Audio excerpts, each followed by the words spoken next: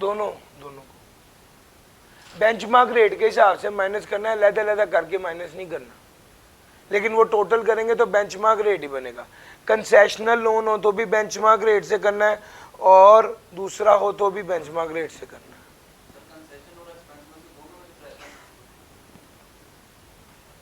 Sir जी concession और जो पहले जो आज से पे किया है उसको पहले माइनस करते, वैसे बेंचमार्क रेट से ही माइनस होना है। मैं कोशिश कर रहा हूँ, लेकिन आपको इंशाल्लाह समझ आ जाएगी। आपकी ख्वाहिश थी तो मैंने आपको ये जवाब दे दिया। इंटरेस्ट फ्री लोन हो बेंचमार्क रेट के लिहाज से करके माइनस कर देना है। अगर पहले इनकम में शामिल किया था तो फिर माइनस कर देंगे। जितना अंडर दैट सैलरी आया वो प्लस जितना आपने एक्चुअल में पे किया, दोनों को जमा करके लेस कर देंगे। यही पढ़ा है ना कल, यही इसका जवाब है। चलूं आगे sir ji. Leave encashment. Sir ji मुझे एक साल में 12 दिन की छुट्टी होती है SBI से, एक छुट्टी नहीं की, साल पूरा हो गया, अकाउंट्स ऑफिस में जाएगा, भाईजान मेरी 12 छुट्टियां दे दो। कहते क्या मतलब? मैंने कहा वो छुट्टियां लाओ थी ना, मुझे दे दो। वो कहते वो कैसे मिलेंगी? मैंने कहा 12 दिन के पैसे दो। ये जो लीव्स थी ये मैंने एनकैश कर ली हैं, मेरी इनकम में शामिल होगा और टैक्सेबल होगा।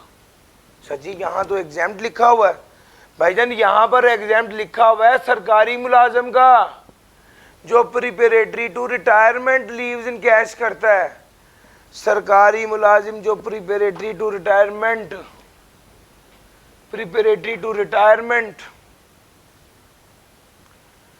जो है ना, वो सरकारी मुलाजिम जो प्रिपरेटरी टू रिटायरमेंट जो है वो लीव्स इनकैशमेंट लेता है, वो एग्जाम्प्ट होती है बस। Workers profit participation fund, amount received from WPPF as workers is fully exempt। Sir WPPF पढ़ाया था आपको मैंने कभी पहले, वो डिडक्टेबल अलाउंस के तौर पे इनकम में से माइनस करने की इजाजत होती थी। सर जी यहां पर डिफरेंट है कुछ, यहां पर क्या डिफरेंट है? यहां पर डिफरेंट ये है कि यहां पर हम लेने वाले सैलरीड है ना, ले रहे हैं, लेने वाले हैं, तो sir amount receive from worker profit participation fund is fully exempt, ये फुली एग्जेम्प्ट होगी। सी फेयरर जहाजबान की सैलरी एग्जेम्प्ट होती है अगर वो पाकिस्तानी फ्लैग वेसल में 183 डेज या इससे ज़्यादा काम करे, और जहाजबान की सैलरी एग्जेम्प्ट होती है अगर वो फॉरेन वेसल में काम करे और जो पैसे कमाए हैं वो 2 माह से पहले not later than 2 months of the relevant tax year through normal banking channel. Sir ji ये वाली बात, जो पाकिस्तान का हो बहरी जहाज, फॉरेन जो पाकिस्तान का ना हो, पाकिस्तान का 183 डेज या उससे ज़्यादा काम किया तो एग्जेम्प्ट, फॉरेन का है, बाहर का है, तो फिर उस केस में वो क्या कहता है, साल ख़त्म होने के 2 माह के अंदर अंदर जो सैलरी कमाई है नॉर्मल बैंकिंग चैनल के जरिए पाकिस्तान भेज दे तो वो एग्जेम्प्ट होगी। फिर सुनिएगा, थोड़े से ध्यान से सुने। अगर एक वेसल है, बहरी जहाज की बात हो रही है, सी फेयर की बात हो रही है, सी फेयर जहाज बान कह लीजिए उसको, वो जो बहरी जहाज चला रहा है पाकिस्तान का बहरी जहाज है और उसने उसमें 183 डेज या उससे ज़्यादा काम किया तो उसकी सैलरी एग्जेम्प्ट होगी। और अगर बाहर का बहरी जहाज है और उसने वहाँ पर काम किया है और काम करने के बाद पैसे पाकिस्तान में भेजे हैं, साल ख़त्म होने के 2 माह के अंदर अंदर पैसे पाकिस्तान में भेज दिए हैं बैंकिंग चैनल के ज़रिए, तो वो भी एग्जाम्प्ट।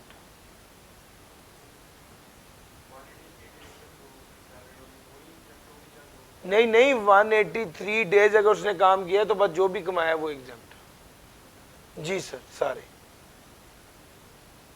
अगर कोई बंदा पाकिस्तान से बाहर है और वो पाकिस्तानी गवर्नमेंट को कोई सर्विस देता है और उसके अगेंस्ट उसका बेनिफिट लेता है, और वो बेनिफिट भी उसे पाकिस्तान से बाहर मिल रहा होता है। यार मेरा पॉइंट समझ में आ रहा है? वो बेनिफिट भी उसे पाकिस्तान से बाहर मिल रहा होता है। एनी अलाउंस और परक्विजिट पेड और allowed outside Pakistan by the government to a citizen of Pakistan for rendering service outside Pakistan is exempt. तो वो क्या होगा? वो एग्जेम्प्ट।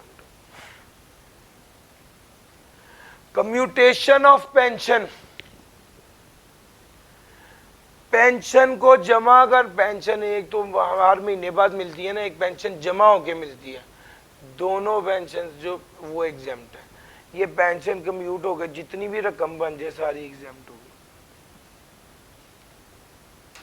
पेंशन कम्यूट होकर जितनी रकम भी बन जाए सारी एग्जाम्प्ट होगी। आवाज क्लियर आ रही?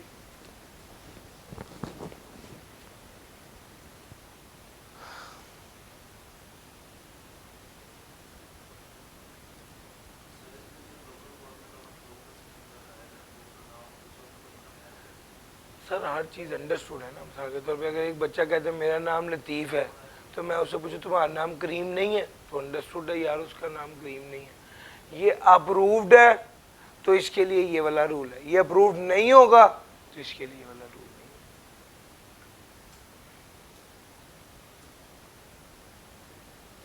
सर जी बड़ी ध्यान से, अब 3 आगे कॉन्सेप्ट हैं भी बड़े इंपॉर्टेंट, और मैं उनको बड़ी डिटेल से बताना चाहता हूं। एक है फुल टाइम टीचर या रिसर्चर। हर वो बंदा जो फुल टाइम टीचर है या रिसर्चर है और काम किधर करता है?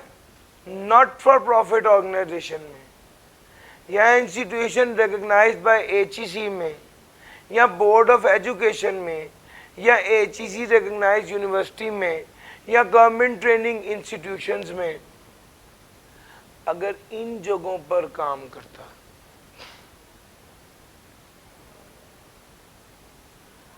तो उसकी जितनी सैलरी पर जितना टैक्स बनेगा उसका 25% टैक्स माफ हो जाएगा।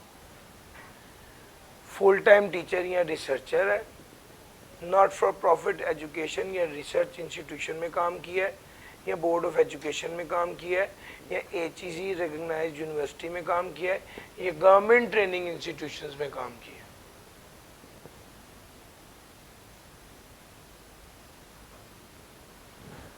तो उनको टैक्स क्रेडिट मिलेगा कितना? 25%। किसका? जो लायबिलिटी उनकी बनी है सैलरी में, उसका 25%। एग्जाम्पल लीजिए, एक बंदा है उसकी सैलरी है 1 लाख। सैलरी कितनी है सर? 1 लाख। तो साल की सैलरी कितनी हो गई? 12 लाख। ये बंदा फुल टाइम टीचर है, इस पे टैक्स कितना लगेगा? 12 लाख पे टैक्स कितना लगेगा? 15,000 रुपये। सैलरीड पर्सन देखिए ना, ये टैक्सेबल इनकम है, ये टैक्स लायबिलिटी है। 12 लाख पर 15,000 टैक्स लगेगा।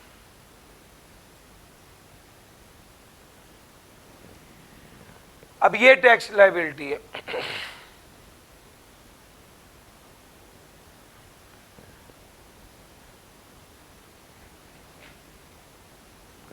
टैक्स लायबिलिटी के बाद आ गया टैक्सेबल इनकम, ये है। टैक्स लायबिलिटी आपके सामने आ गई, और उसके बाद क्या आ गया? Tax credit.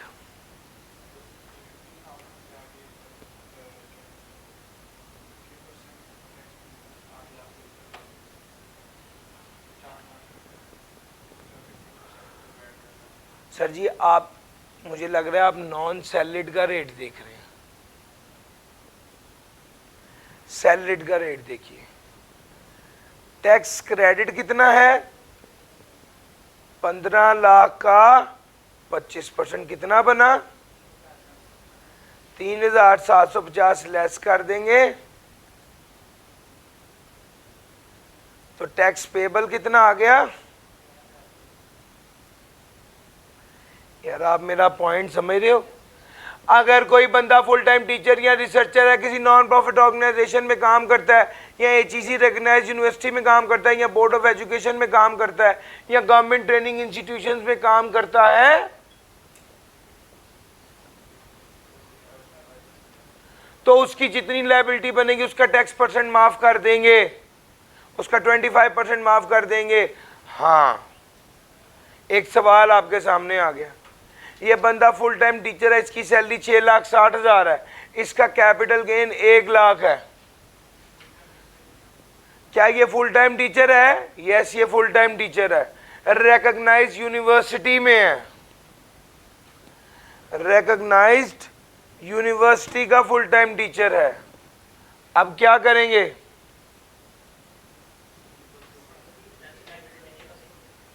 जी भाई, सर जी टैक्स लायबिलिटी कैसे निकालेंगे? ये देखिए, हम सबसे पहले इनकम निकालेंगे। सर सैलरी की इनकम कितनी है? 6,60,000। कैपिटल गेन कितना है? 1 लाख। टोटल इनकम भी वही होगी और टैक्सेबल इनकम भी होगी 7,60,000। सर टैक्स लायबिलिटी निकालेंगे, 7,60,000 multiply by 7,60,000 multiply by, sir इसकी लायबिलिटी निकालिए।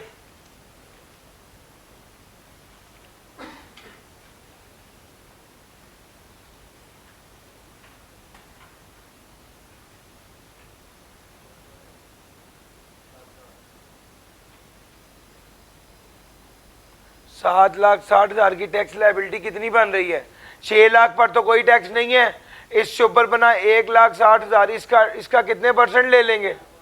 2.5%। कितना बन गया? अब आपको क्या सिखाया है?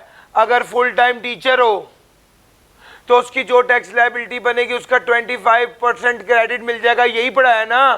तो इस 4 लाख का 25% ले लूं?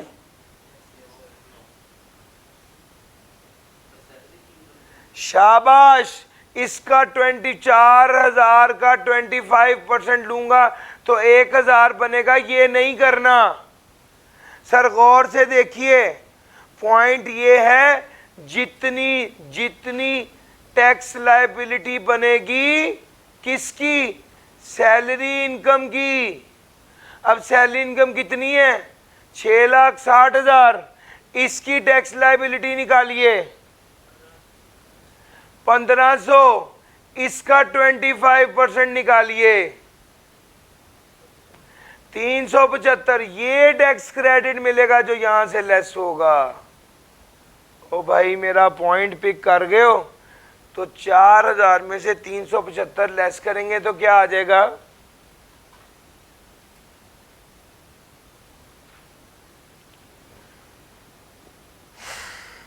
3,625।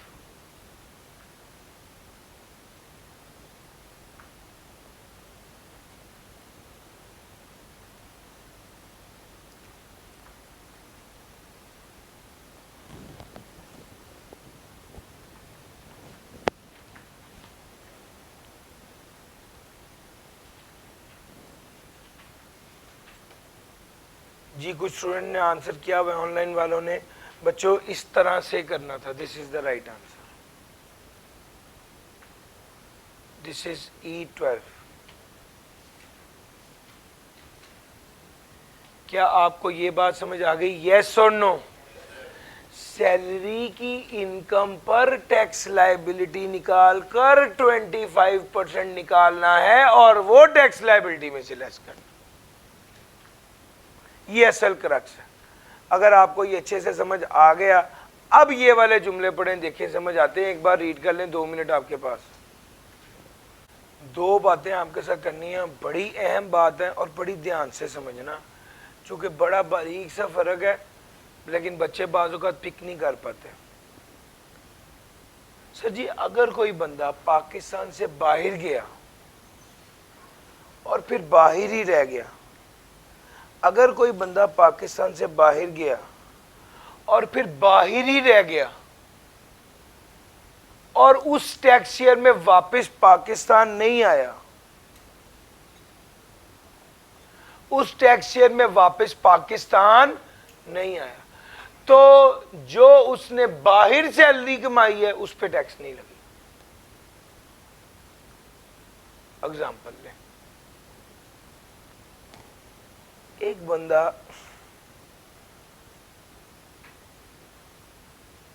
1 सितंबर 2023 को पाकिस्तान से बाहर चला गया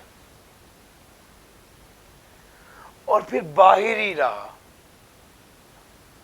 यानी टैक्स ईयर 2024 में वापस पाकिस्तान नहीं आया, तो उसने जो फॉरेन सोर्स सैलरी कमाई उस पे टैक्स नहीं लगेगा, बल्कि वो क्या होगी,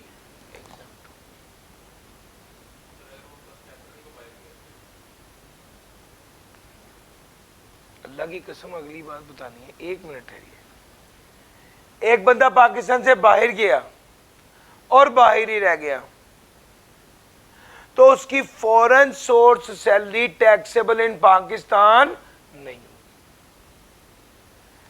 मजे की बात है, मेरे जहन में डेट भी 1 अप्रैल थी।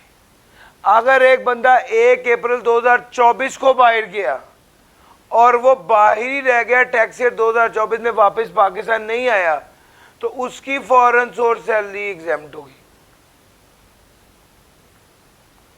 गेम क्या है, ध्यान से सुनो, इन दोनों के दरमियान में एक गेम है। सर जी, ये वाला बंदा जो 1 सितंबर 2023 को पाकिस्तान से बाहर गया, ये रेजिडेंट है या नॉन रेजिडेंट? सर जी, सिर्फ 2 माह पाकिस्तान में रहा है ना, जुलाई और अगस्त, तो वो क्या हो जाएगा, नॉन रेजिडेंट की foreign source income taxable in Pakistan. ये वाली जो सेक्शन है ये इस बात के लिए नहीं है, और यार जो बंदा नॉन रेजिडेंट है उसको तो वैसे ही उसकी foreign source income taxable in Pakistan नहीं होनी, तो ये जो सेक्शन है वो इस 1 सितंबर 2023 वाली बात के लिए नहीं है। ये वाला जो सेक्शन है वो असल में इस बात के लिए है कि बंदा तो रेजिडेंट है, 1 अप्रैल 2024 को पाकिस्तान से बाहर गया, जुलाई अगस्त सितंबर अक्टूबर नवंबर दिसंबर जनवरी फरवरी मार्च 9 माह पाकिस्तान में रहा है, 183 डेज से ज्यादा स्टे पाकिस्तान में, तो वो क्या होगा, रेजिडेंट। रेजिडेंट की फॉरेन सोर्स इनकम क्या होती है, टैक्सेबल इन पाकिस्तान होती है। हाँ, असूलन तो इसकी इनकम टैक्सेबल इन पाकिस्तान होती है, लेकिन अगर ये पाकिस्तान से बाहर चला गया तो इसकी ये इनकम टैक्सेबल इन पाकिस्तान नहीं होगी, बल्कि एग्जेम्प्ट होगी। सर जी, मेरा पॉइंट पिक किया है, ये असल बात है छुपी हुई। अब सवाल पूछे सर जी, अब सवाल पूछे।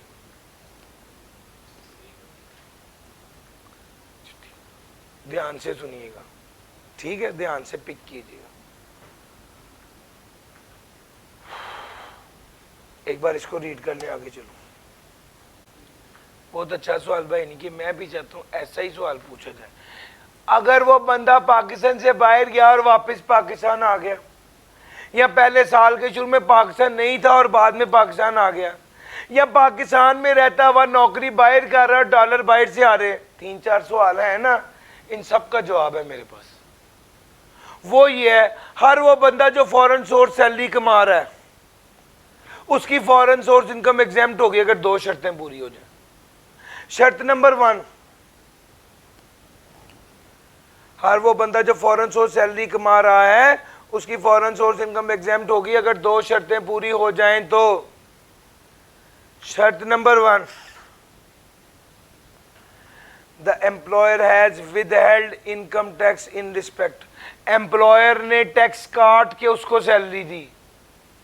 शर्त नंबर 2, उसके एम्प्लॉयर ने सैलरी काट कर उस मुल्क के एफबीआर को जमा करवा दी।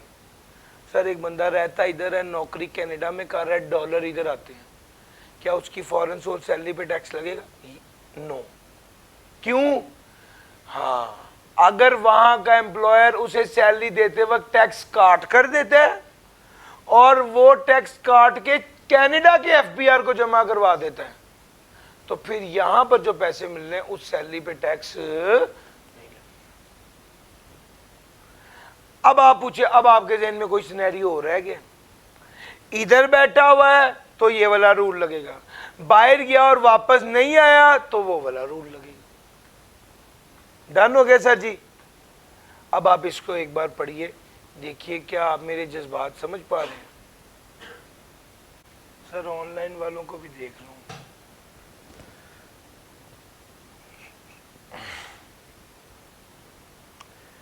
क्लाइंट हुड ढूंढता है सर, उससे पैसे बाहर से आते हैं ना, जो ये फॉरेन सोर्स इनकम होती है। फॉरेन सोर्स इनकम जो है वो मैं आपको चैप्टर नंबर 13 में बड़ी डिटेल से पढ़ानी है, लेकिन फॉरेन सोर्स सैलरी में यही दो बातें। यार यहाँ बंदा बाहर चला जाएगा, यहाँ पाकिस्तान रहेगा, पाकिस्तान रहेगा तो क्या करना है वो भी बता दिया, बाहर चले जाएगा तो क्या करना है ये भी बता दिया। तो सैलरी से रिलेटेड फॉरेन सोर्स इनकम की सारी टोटल बात यही है। अच्छा जनाब, अब दो बातें हैं, सोच रहा हूँ आज वो वाला भी खेड़ा ना ही शुरू करूँ, ये कुछ बातें ये कर। मुझे एक बार बताएं, यूनिट नंबर 4 के अलावा क्या क्या रह गया है चैप्टर सैलरी के चैप्टर में? एक बार जरा देखिए, चैप्टर सैलरी के चैप्टर में मेरा ख्याल है यूनिट 4 के अलावा सब हो गया है। Self hiring income from property के साथ कराऊंगा।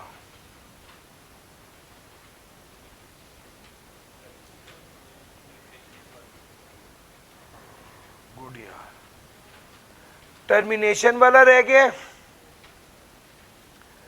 टर्मिनेशन वाला मैं करवा देता हूं अभी। और दूसरा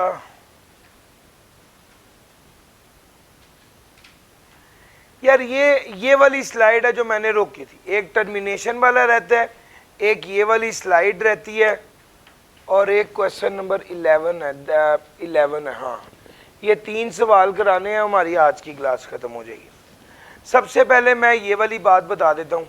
अच्छा, आपको मैंने एक पॉइंट समझाया था यार, ध्यान से सुनना, ये बड़ा बारीक पॉइंट है। पास पेपर में ना अब ये बारीकियां टेस्ट हुई हैं, होनी शुरू हो गई हैं, जिसका मतलब ये है कि शायद आप भी इस तरह की कोई बारीकी पेपर में देख रहे हो। सर सबसे पहली बात यह है कि अलाउंस जो होता है वो काम करने के लिए हो तो इनकम में शामिल नहीं है, काम करने के एवज हो तो इनकम में शामिल है। यही पढ़ाया था। अच्छा, यानी for the performance of duties हो,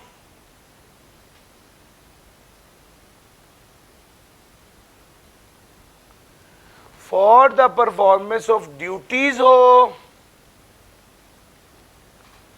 तो वो इनकम में शामिल होगा, for the performance of duty हो तो इनकम में शामिल नहीं होगा। Against the performance of duties हो तो इनकम में शामिल होगा। अच्छा, इसका मतलब है for the performance of duty हो तो टैक्सेबल नहीं होगा। अलाउंस टैक्सेबल होता है, लेकिन अगर solely for the performance of duty हो तो टैक्सेबल नहीं होता। अब इसके बाद दो बातें और,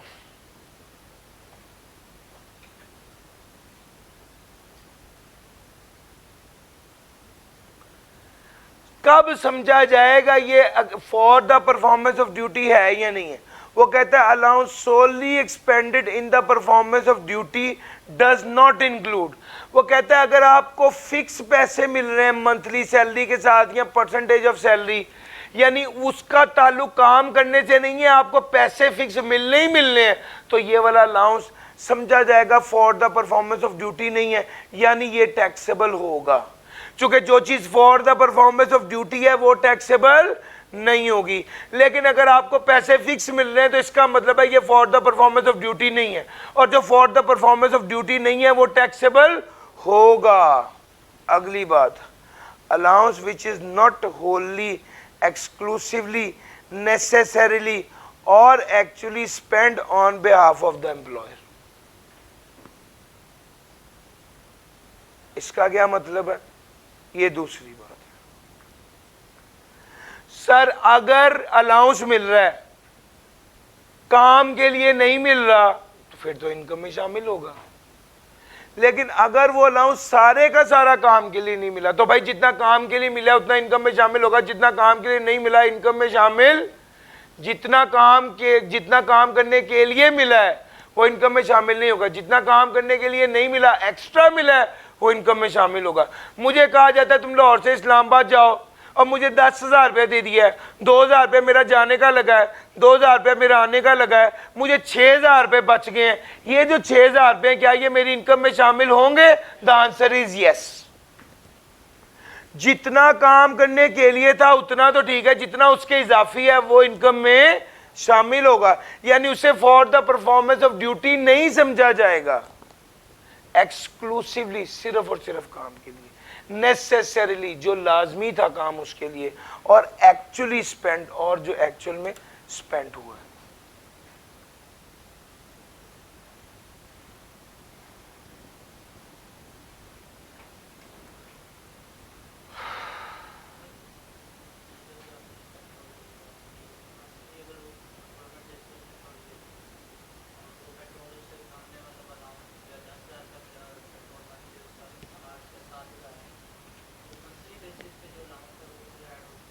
जी भाई सर, मंथली बेसिस पर क्या मतलब? हर महीने मिल रहा है, चाहे वो काम करता है या नहीं करता। सर जी अगर उसे फिक्स मिल रहा है ना तो ये सारा 10,000 का 10,000 टैक्सेबल होगा।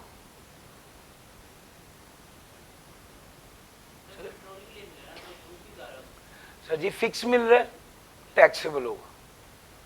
मैं यही तो कह रहा हूं, वो लाहौर से इस्लामाबाद जाता है तो भी 10,000 मिल रहा है, लाहौर से पिशावर जाता है तो भी, वो फिक्स होता है। काम करने के लिए, काम ज्यादा है तो ज्यादा, काम कम है तो कम, तो एक अलग बात है। और अगर वो फिक्स मिल रहा है, जब भी अलाउंस फिक्स मिलने लग जाए मंथली सैलरी के साथ या सैलरी की परसेंटेज या बेसिस, तो वो क्या होगा? एग्जाम। और सर मेरी बात समझ आ रही है? ये पॉइंट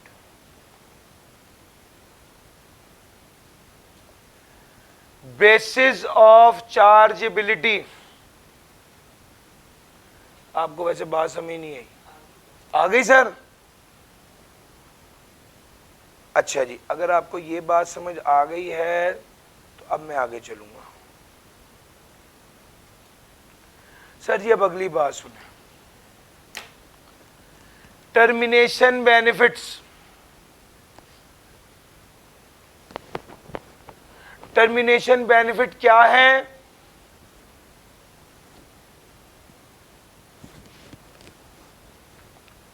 टर्मिनेशन बेनिफिट्स क्या है, जरा इसको देखते हैं। जब एम्प्लॉयर ने एम्प्लॉय को कहा अस्सलाम वालेकुम भाई आप फारग हो, आप बिजनेस ये नौकरी छोड़ दो, उसने कहा भाई तुमने मुझे 5 साल की रखा था, मुझे पैसे दो। उन्होंने कहा ठीक है मैं तुम्हें पैसे देता हूं। निकालने के जो पैसे दिए जाते हैं उसे कहा जाता है गोल्डन हैंडशेक। इसका एक और नाम भी ऐसे कहा जाता है ex gratia payment. Golden handshake और ex gratia payment.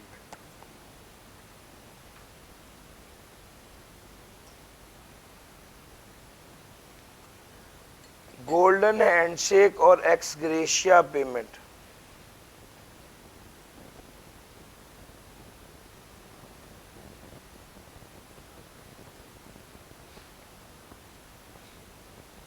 Golden handshake ex gratia payment.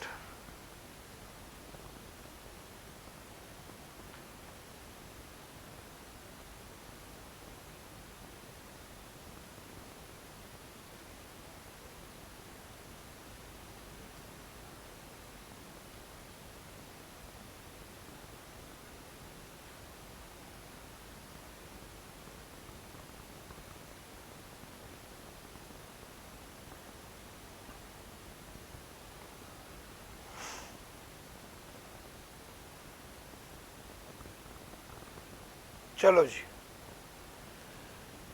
अच्छा अब हुआ ये कि हमने आपको सेपरेट ब्लॉक आइटम का कॉन्सेप्ट दिया था। सेपरेट ब्लॉक आइटम का कॉन्सेप्ट दिया था। सेपरेट ब्लॉक आइटम में हमने कहा था जी 6 चीजें होती हैं, उसमें सबसे पहली थी टर्मिनेशन बेनिफिट।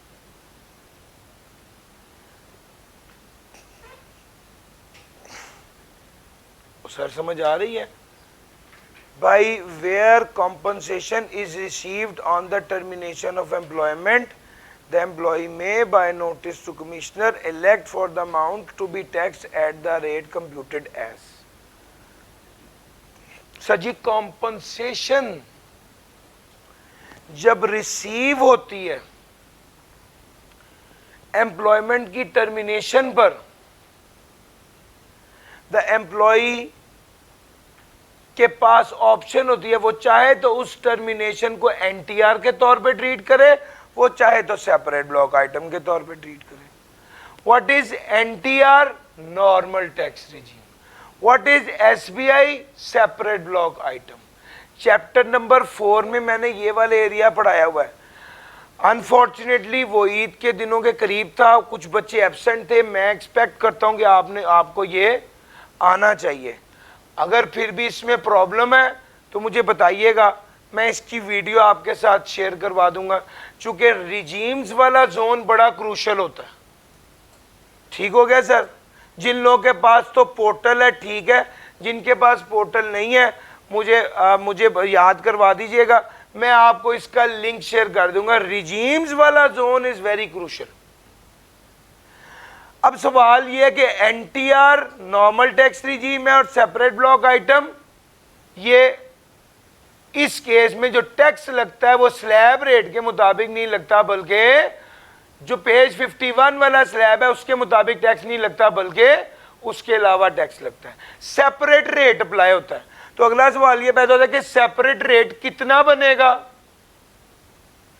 पिछले 3 साल की टैक्स लायबिलिटी डिवाइडेड बाय 3 साल की टैक्सेबल इनकम मल्टीप्लाई बाय 100। ये रेट लगाएंगे। Option should be exercised by the due date of furnishing of tax return. Option को एक्सरसाइज किया जाएगा by the due date of furnishing of tax return. ये point.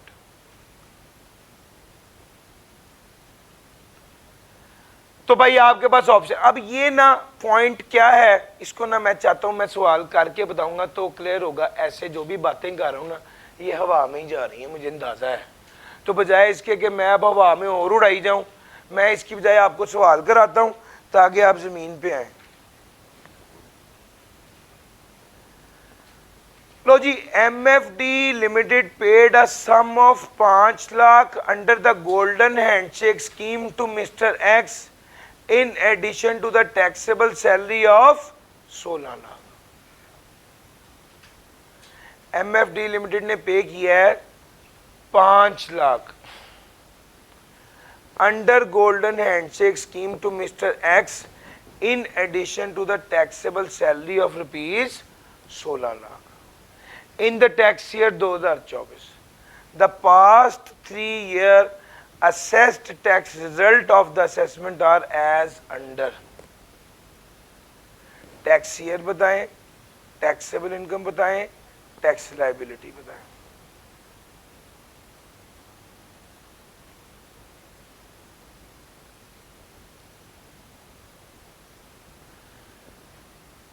अब थोड़ा सा आगे चलते हैं। वो आपको कहता है आपके पास ये जो 5 लाख है ये क्या है? गोल्डन हैंडशेक है।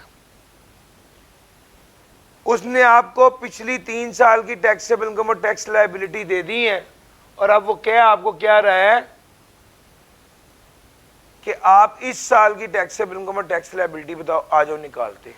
सबसे पहले आपके पास 2 ऑप्शन है। ऑप्शन नंबर 1, आप सेपरेट ब्लॉक आइटम को क्या ट्रीट करें? सॉरी यार, आप गोल्डन हैंडशेक को क्या ट्रीट करें? एनटीआर। एनटीआर ट्रीट करने का क्या मतलब है? नॉर्मल टैक्स रिजीम की आइटम ट्रीट करें, जिसका मतलब ये है, जिसका मतलब क्या है, इसको नॉर्मली इनकम में ऐड करें। सैलरी कितनी है?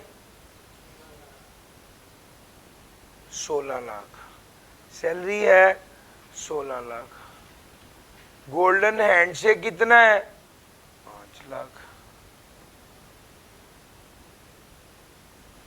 सैलरी है 16 लाख, गोल्डन हैंडशेक है 5 लाख, टोटल इनकम कितनी है 21 लाख। कोई ज़कात, WWF, WPPF, एजुकेशनल एक्सपेंस कुछ है, यही टैक्सेबल इनकम भी हो जाएगी।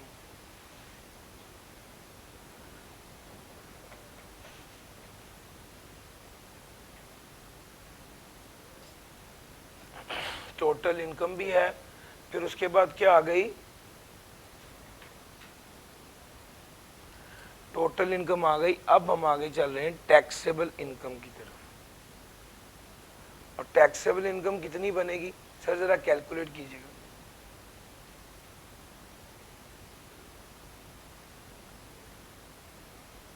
$21 लाख पे टैक्स कितना बन रहा है भाई? सर जी सारा कुछ अंडर द हेड सैलरी है तो सैलरीड ही आएगा ना सर।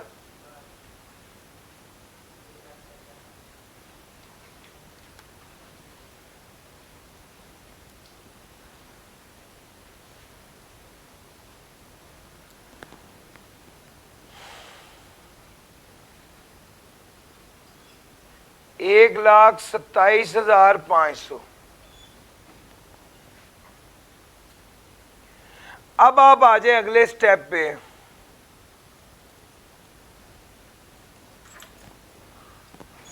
अब आप आ जाए अगले स्टेप पे और बात करें ऑप्शन नंबर 2,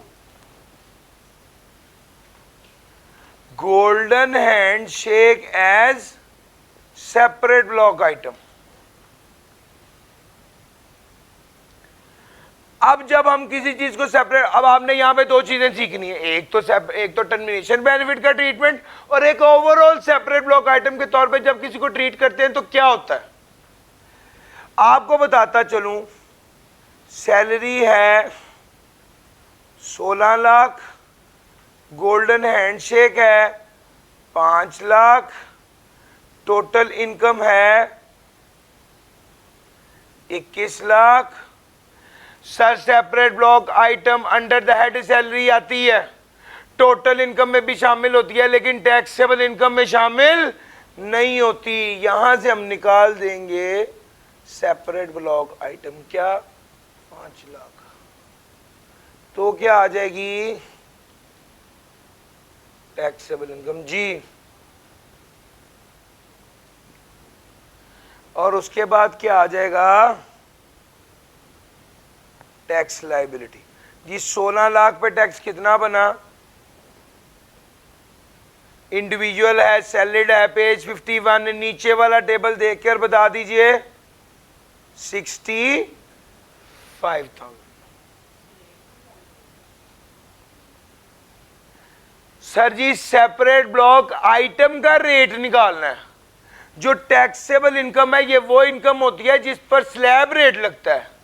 हमने गोल्डन हैंडशेक को सेपरेट ब्लॉक आइटम के तौर पे ट्रीट किया है ना, उसका सेपरेट रेट निकालेंगे जी। गोल्डन हैंडशेक कितना है 5 लाख, सेपरेट रेट कितना निकालेंगे, पिछले 3 साल की टैक्स लायबिलिटी डिवाइडेड बाय पिछले 3 साल की टैक्सेबल इनकम। पिछले 3 साल की टैक्स लायबिलिटी डिवाइड बाय पिछले 3 साल की टैक्सेबल इनकम जी भाई 9.84%।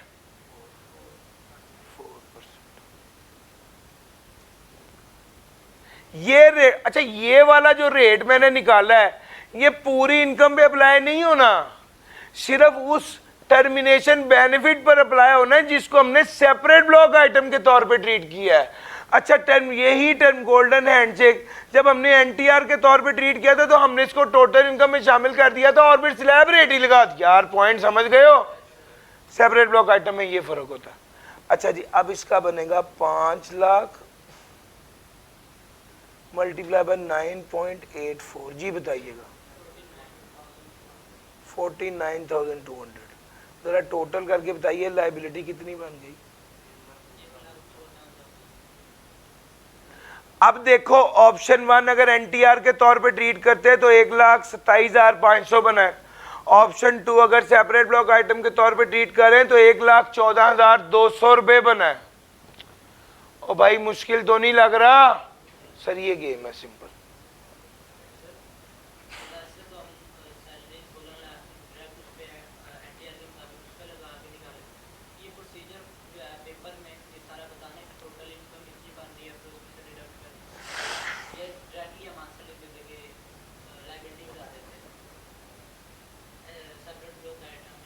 भाईजान अलहदा अलहदा दोनों को करना है, अलहदा अलहदा दोनों की वर्किंग करनी है, अलहदा अलहदा सब कुछ शो करना है और फिर बताना है कौन सी ऑप्शन बेटर है।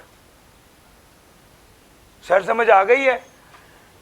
इसका छोटा भाई बिल्कुल इसका रेप्लिका समझ लें, that is pass paper question number 1 Munir, mark कर लीजिए, वो आपकी होम असाइनमेंट।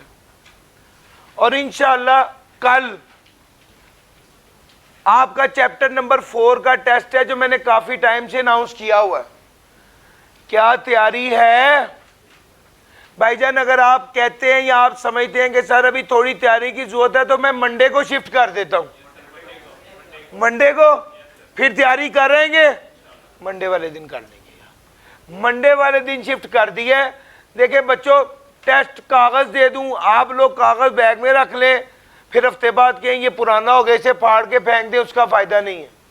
मजा तो यह है कि आप टेस्ट अच्छे से परफॉर्म करें। इन लोगों का टेस्ट अब मंडे वाले दिन शिफ्ट हो गया है, ये प्रॉमिस कर रहे हैं कि मंडे वाले दिन हम करेंगे, अभी हमारी तैयारी नहीं है। यही बात है भाई, मंडे वाले दिन अब तैयारी करके आओगे तो फायदा है। डन हो गया सर जी? सैटरडे वाला, पिछली सैटरडे वाला यार इसको note,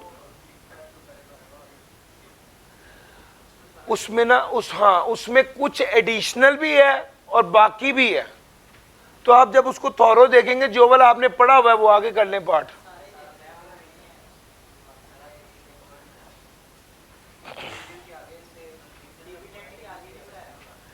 fee for technical service और रॉयल्टी और उसकी टैक्स ट्रीटमेंट ये नहीं पढ़ाया हुआ, नोट करें भाई। कर देंगे यार, कर देंगे भाई।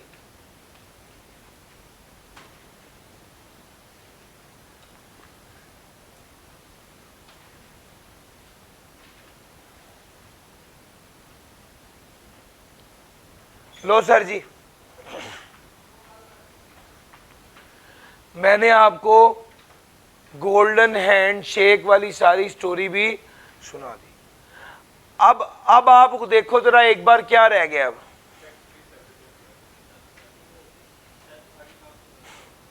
Self firing of property chapter number 6 के साथ कराऊंगा। और भैया ये तो बड़ी डिटेल से पढ़ाया मैंने, ये सारा नक्शा पढ़ाया आपके साथ, किताब में मौजूद है भाई। Fee for technical service, royalty, fee for technical service वो डाल दिया। कौन से चैप्टर 4 के मॉड्यूल में लास्ट लेक्चर है, उसमें है। आप एक बार देख लीजिए, चूंकि हमें शायद एक बार पहले एक स्टूडेंट ने कहा था, हमने उसको अपडेट किया हुआ था। एम्प्लॉय शेयर स्कीम तो कराना है ना, मैं यही तो कह रहा हूँ। उसके अलावा मैं उसको सबसे एंड पे कवर करता हूँ। मेरी ख्वाहिश ये है कि मैं सबसे पहले थ्रू आउट बाकी अंडरस्टैंडिंग प्रॉपर दे दूं। बाकी सब हो गया। आ जाए फिर मैं आपको एक सवाल कराऊं, आप इंजॉय करेंगे।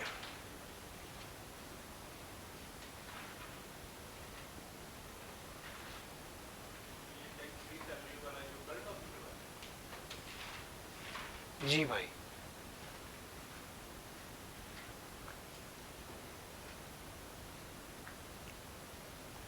सर जी E11 निकाल लीजिए अपनी किताब का।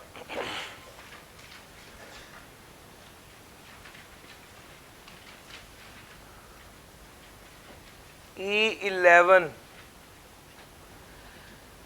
अच्छा जनाब, अब आप इतना कुछ पढ़ के आपको पता चला आपके साथ क्या हो गया? इतना ज्यादा पढ़ने से आप टैक्स कंसल्टेंट बन गए।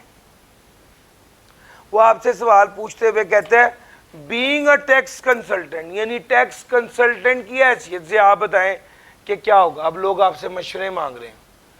अब आप देखें, गौर से सवाल सुनना है और अपनी नॉलेज को इस्तेमाल करते हुए उन्हें कीमती मशवरा देना। मसला सिर्फ यह है कि अभी ये असल बंदे मशवरे नहीं मांग रहे, ये ऐसे लोग मशवरे मान रहे हैं जो खुद सियाने हैं। अगर आपने इनको मशवरा गलत दिया तो ये साबित कर देंगे कि आप मशवरे के अहल नहीं हैं, दोबारा तैयारी करें। ठीक है, तो आपने क्या करना है, आपने तैयारी करके मशवरा देने के लिए बैठना। ठीक है सर, लो जनाब। Being a tax consultant, you are required to explain the tax implication under the appropriate head in respect of each of the following independent situations. As part of remuneration package, a company provides for reimbursement of telephone costs on actual basis to its employee. Employee को telephone के bill reimburse होता है। सवाल यह है कि क्या ये उसकी इनकम में शामिल होकर टैक्स होगा या नहीं होगा।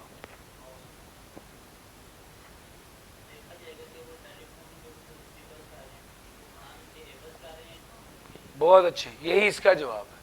सर इसका जवाब हाँ या ना नहीं है, इसका जवाब है देखा जाएगा। क्या देखा जाएगा भाई, ये देखा जाएगा कि ये for the performance of duty हो रहा है तो ये टैक्सेबल नहीं होगा, अगर against the performance of duty as benefit है तो टैक्सेबल होगा। Actual expenses incurred by the employee in relation to the travelling and daily allowance is less than the actual amount paid. Actual allowance ज्यादा है और actual expense कम है तो क्या होगा।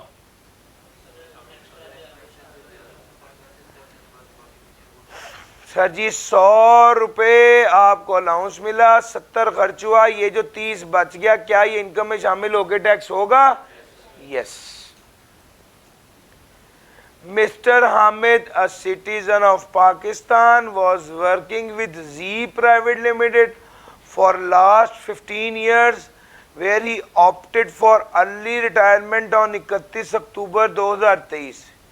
He was due rupees 5 million as a gratuity under the gratuity scheme of Z Private Limited. This scheme was not approved by the FBR. Due to cash constraints, the gratuity, though due to Hamid on 31 October 2023, was not paid to Hamid. On 30 April 2024, at the request of Z Private Limited, Key Private Limited and associated company transferred the equivalent of $5 million into Hamid US account. पहली तो बात है हामिद को मिल क्या रहा है, unapproved gratuity मिल रही है अंडर अनअप्रूव्ड ग्रेचुटी स्कीम। कितने पैसे, 5 मिलियन। कहाँ मिल रहे हैं, यूएस दुबई में। भाईजान अगर आपको ग्रेचुटी मिल रही है और अनअप्रूव्ड मिल रही है तो इस पर क्या आपने क्या पढ़ा हुआ है, लोअर ऑफ 75 या to 50% ऑफ द अमाउंट, ये वाला रूल अप्लाई करेंगे। द आंसर इज नो, ये गलत है। अगर ग्रेचुटी आउटसाइड पाकिस्तान मिल रही है तो ये वाली रियायत नहीं मिलेगी और पूरे का पूरा 5 मिलियन पे टैक्स लगेगा। पढ़ाया हुआ है सर। इस रूल की एक्सेप्शन थी 4, नॉन रेजिडेंट को दें, आउटसाइड पाकिस्तान दें, मोर देन 1 ग्रेचुटी हो, ऐसे एम्प्लॉय को दें जो रेगुलर, डायरेक्टर को दें जो रेगुलर एम्प्लॉय ना हो। याद है सर जी, इस पर ये वाला रूल अप्लाई होता। This was part 3। A company has taken health insurance cover for its employees. The insurance company reimburses for actual cost of medical service. Sir ji बाज़ औक़ात एम्प्लॉयर एम्प्लॉय को मेडिकल सर्विसेज देने के लिए इंश्योरेंस करवा देता है उसकी, और फिर इंश्योरेंस कंपनी पैसे देती है, तो क्या ये इनकम में शामिल होकर टैक्स होगा। अगर as per the terms of employment medical facility दी हुई है तो कुछ भी टैक्स नहीं होगा। एबीसी ने स्कॉलरशिप दी है अपने एम्प्लॉय को हायर स्टडीज के लिए। आपको बताता चलूं, आनी है वैसे ये बात चैप्टर नंबर 11 में, लेकिन अभी बता रहा हूं कि स्कॉलरशिप के लिए जो पैसे भी आपको मिलते हैं हायर स्टडीज में स्कॉलरशिप के लिए, वो टैक्सेबल नहीं होते, एग्जाम्प्ट होते हैं। 6 और 7 ये 2 पार्ट छोड़ दीजिए, अलबत्ता 8th पॉइंट करते हैं। 6 और 7 के साथ लिख लीजिए चैप्टर 7 एंड 8। मिस्टर असलम जो है वो 67 ईयर ओल्ड है और एम्प्लॉयड है as a research scholar in a recognised non profit institution. His taxable salary for the year is 654,000। Sir ji 67 year old का आदमी है, रिसर्च स्कॉलर है, रिकग्नाइज नॉन प्रॉफिट इंस्टीट्यूशन में पढ़ा रहा है, सैलरी 654,000 है, क्या इसे फुल टाइम टीचर अलाउंस मिलेगा? फुल टाइम टीचर भी है, नॉन प्रॉफिट ऑर्गेनाइजेशन में भी पढ़ा रहा है। सर जी जितनी सैलरी इनकम है उस पर जितना टैक्स बन रहा है उसका 25% टैक्स क्रेडिट मिलेगा। सर पॉइंट नंबर 11 पढ़ाया हुआ है, पहले कल करवाया ये सर। सर जी यहां तक मैंने आपको ये कवर करवा दिया। चैप्टर नंबर 5 यूनिट 4 के अलावा और पास पेपर के अलावा थॉरो कवर कर लिया। अब हमें सिर्फ 2 लेक्चर्स चाहिए चैप्टर 5 कवर करने के लिए सिर्फ। और चैप्टर 5 से इस बार कितना पेपर आना है? कम से कम 15 से 20 का। तो अगर आप समझदार हैं तो आप मेहनत करेंगे इस चैप्टर में। पहले मैं आपको एक मशवरा दूंगा, पहले चैप्टर 4 को जरा एक बार पकड़ लें अच्छे तरीके से। आज कल परसों 3 मेहनत करके चैप्टर 4 कर लें। चैप्टर 4 कंप्लीट हो, मंडे वाले दिन चैप्टर 5 का लास्ट लेक्चर होगा, चैप्टर 5 खत्म करेंगे और फिर आगे बढ़ने लगेंगे। फिर चैप्टर 5 अच्छे से कवर करना। और सर जी समझ आ रही है? ये हमारा आज का डिस्कशन और लेक्चर था। सर जी मेहनत आपने करनी है, हम आपके साथ पूरी मेहनत कर रहे हैं। कोई भी मसला आ जाए सर हम हाजिर हैं। आज के लिए इतना ही था। थैंक यू जी, अल्लाह हाफिज़।